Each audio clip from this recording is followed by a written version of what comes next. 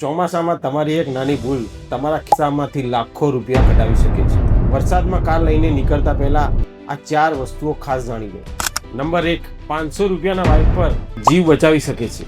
જો તમારા વાઇપર કાચ પર અવાજ કરતા હોય કે બરાબર પાણી સાફ ના કરતા હોય તો આજે જ ફેંકી દો અને નવા વાઇપર નંખાવો.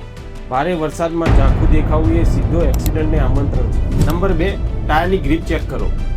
જો ટાયર ઘસાઈને એકદમ લીસા થઈ જાય તો ભીના રસ્તા પર બ્રેક મારતા ગાડી તરત જ ડિવાઈડરમાં ઘૂસી જશે.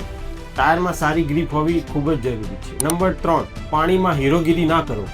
યાદ રાખો, તમારી કાર બોટ નથી. જો રસ્તા પર પાણી તમારે ગાડીના બમ્પર સુધી ભરાયેલું હોય તો ચૂપચાપ રસ્તો બદલી નાખો.